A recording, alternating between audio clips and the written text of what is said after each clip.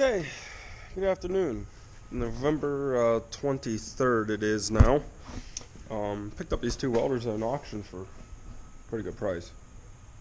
Both work. We just had this one out last night, welding up some cast pieces, and this one is missing a drive roller for the feeder, wire feeder, but it works, so pretty cool. I got a mill machine too. I'm going to try my experimenting with milling and a lathe, getting one of them as well. But anyhow, today I have a little bit of time, so I'm going to go work on the Kenworth. Huge bug up my butt to play with it. I have an idea in mind of what I want to do today, and really going to try and accomplish that. So I want to get the fuel tank mounts on there, because where it mounts the fuel tanks, it has the brackets for the air tanks as well. So kind of like kill two birds with one stone by getting the air tanks mounted, because it needs a fuel tank mounted. So we'll just mount them both and be done. But I need something from you guys. Maybe you can help me out. I don't, you know that crossover goes between the two fuel tanks to kind of like help support it? I don't know how common it is. I didn't do any research on this yet. Might even be easier to find than I'm thinking. But I need that support that goes between the two fuel tanks. It's like a round piece of pipe with the bushings on each side, because mine's rotted off. I'll show you what I'm talking about. This guy.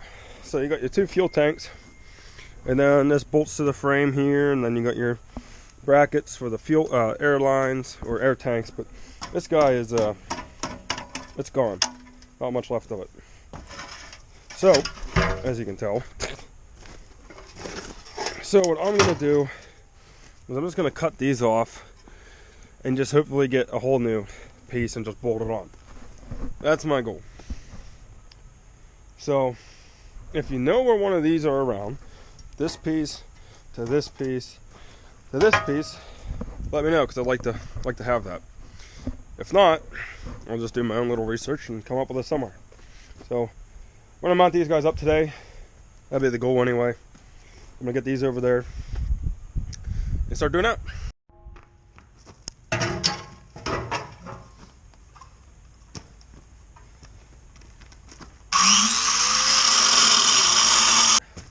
Gonna take a moment, because the one thing I look for when I hire somebody is they got 30 years of experience welding, but they never used a grinder.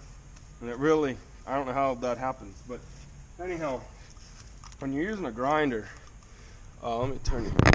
Okay, so when you're using a grinder, especially with a big cutoff wheel like this, they'll start off like this.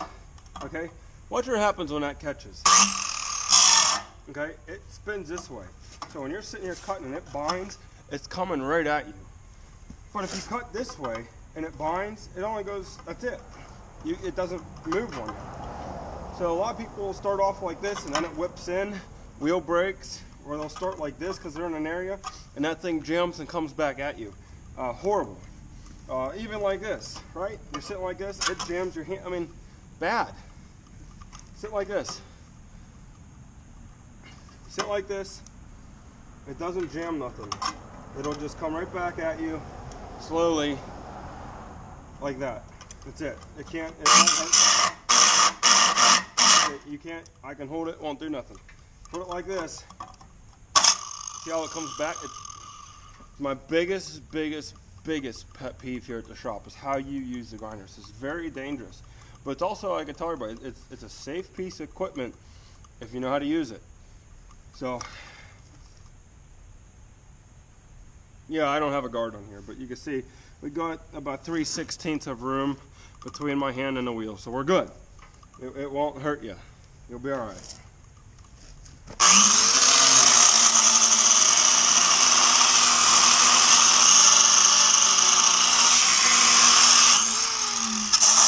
So a lot of guys get nervous when they see steel with aluminum, and I would too. Well, I used to. I don't anymore, because steel and aluminum will always corrode, and I do my best to prevent that from happening with like anti-seize, stuff like that. But they're just two alloys that ain't made to be with each other, that just create a bond and stick together like heck. So here's one trick I'm going to show you. It's not hot, you know, it's cold. Take a hammer and hit it. It should go out.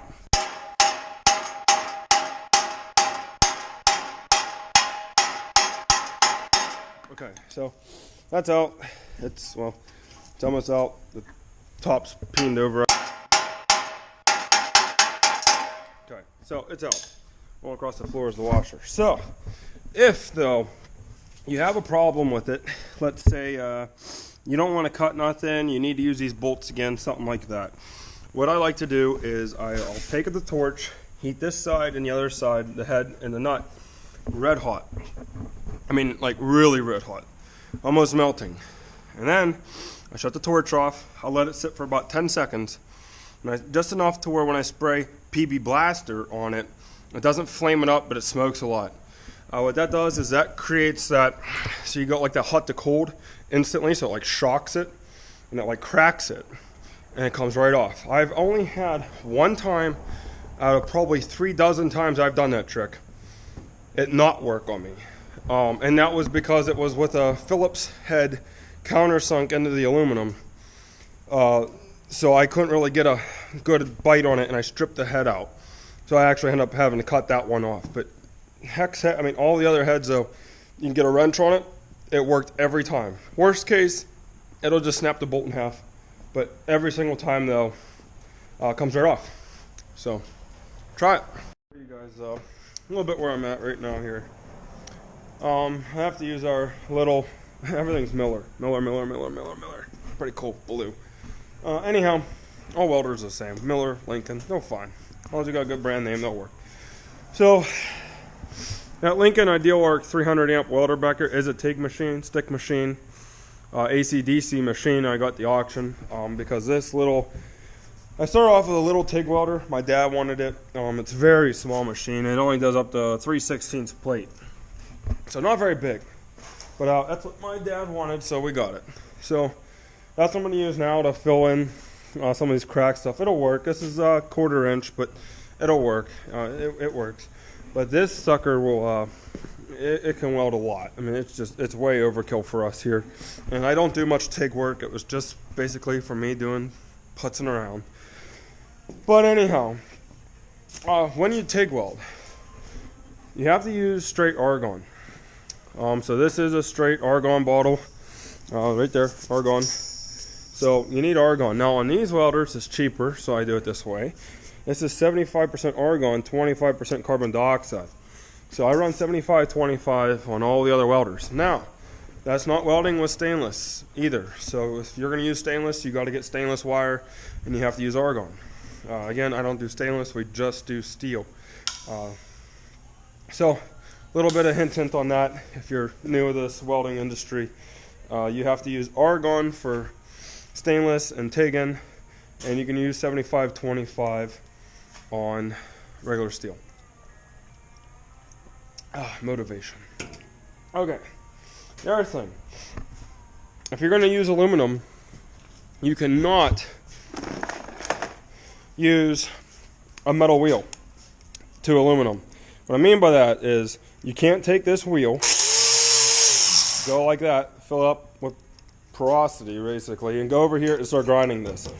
You will get, it's basically like infecting it.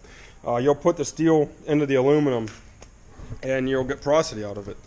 So we're going to do a new wheel, and you can do, there's no aluminum only, there's none, well there might be, but you can use regular wheels that we use here every day. So I'm just going to go grab one.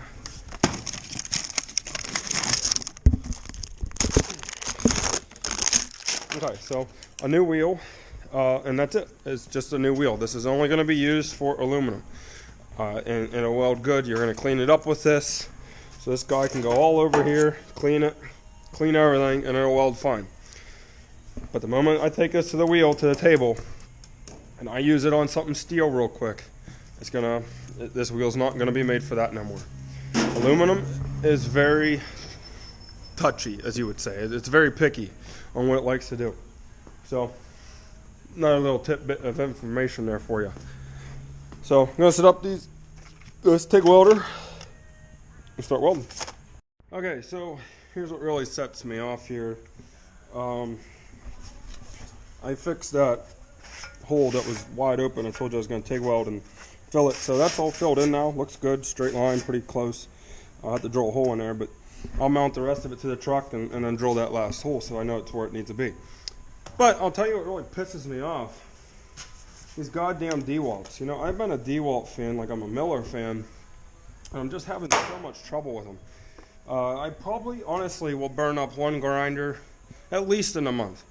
And I can smell this one's gone. It's gone. It's. I mean, I sanded this down. Right here, I sanded it, made it nice and smooth and clean. And the grinder, excuse me, just it's a $100 grinder, $100.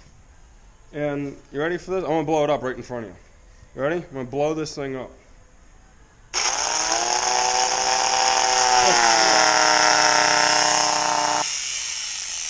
Okay, right there.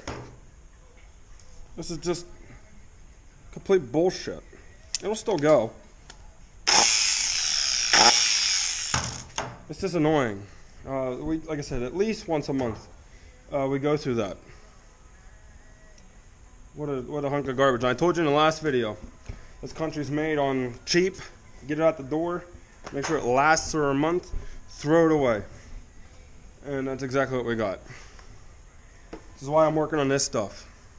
Because it's time consuming. It's expensive. Nobody wants to do it. I'll do it. Because I want it to stay around.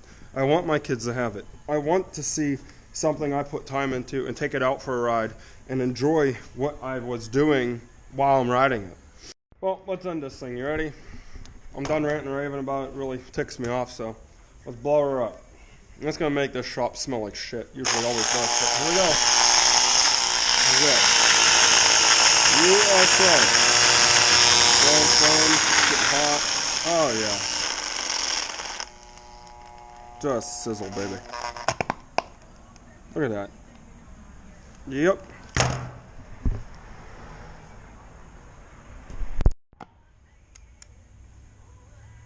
Well, that's it. Whoop.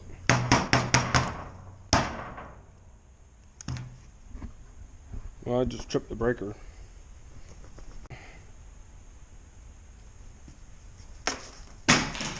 Thing is still smoking. It'll smoke for probably 20 minutes. And that smells horrible. It's got like a sweet smell to it, to be honest with you. Actually, here, look at this. Ready? Look at that. I'm just gonna start like a pile of this stuff. There's my. I should take my wheel off it though. But those wheels are like $6 a pop. You only get like 2 hours worth of grinding with it. I'm gonna go to the back building and see if I still got the one sitting back there in the powder coating side, because I had a, it's all garbage. There's the cord. Oh, there we are. Look at that. Right there. Another one. Now, you like look how new this is still. Okay, you can still read all my labels. You can still see everything. It's not even worn out. I mean, it is like a brand new grinder. Okay, so this is the one I had the crack in it right there. So I'm gonna fill this in, and this one should be ready to go to bolt on the truck. So just gonna let you guys watch and learn.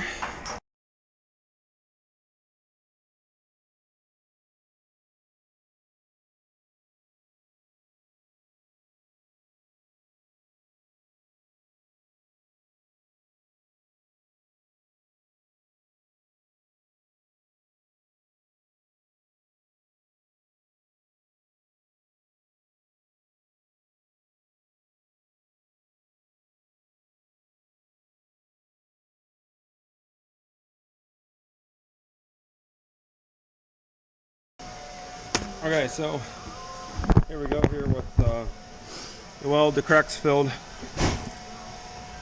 So we're just gonna clean it up with a sanding wheel and should be it. Okay, so cleaned the weld up. There's a couple indents there, but again, the fuel tank will be here. I'm usually pretty picky on cleaning things still, even if you won't see it, but one, this is mine, and two, that's acceptable. I mean, that's okay for today. It's just a little bit of indents, but other than that, it looks good. Like I said, you won't see it. It's on my own thing. Okay, so let's go mount these suckers up on that truck and be done. I'm excited. That was a good bit of work. It wasn't bad, about an hour, a half hour piece. Well, more like 45 on that one, 15 on that one. But hours worth of work.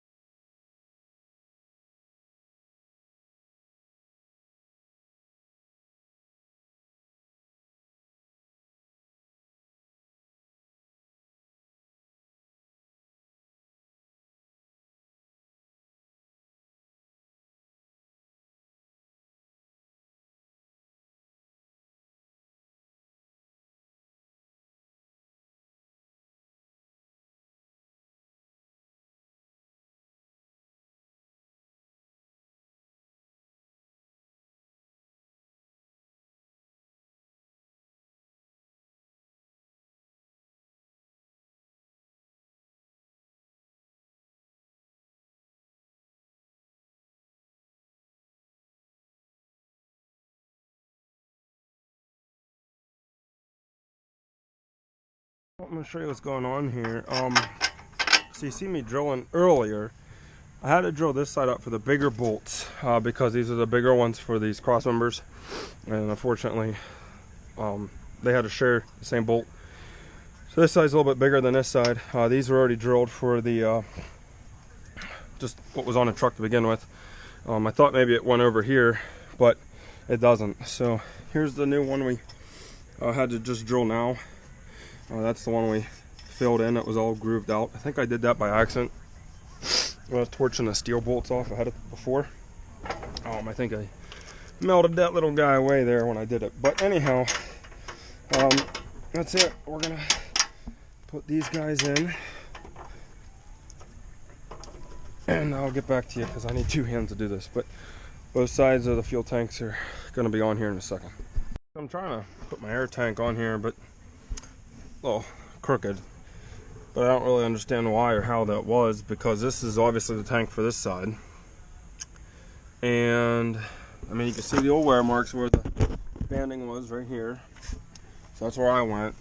And for some reason, which I think this is right, but this is, you know, downhill, I ended up just drilling new holes. I moved it up actually because there's a hole here and a hole here, so I'm gonna actually suck it up even more and lift the whole thing up.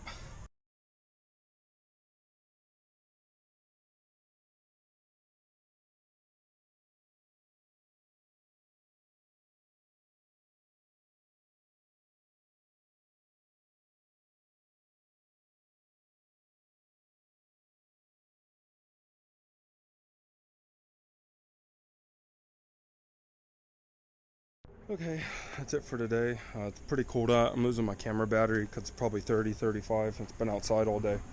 So I'm going to clean this stuff up. Fuel tanks are mounted. Air tank is mounted. They're loose, but it's in there. Air dryer is drilled and mounted. Same with that side. So now it's just time to go through the lines and run them to where they got to go. But that's it for tonight. Hopefully you got some amusement out of that grinder. But anyhow, thanks for watching tonight with the fuel strap tanks and then the air tanks, air dryer, and drilling holes. Thank you.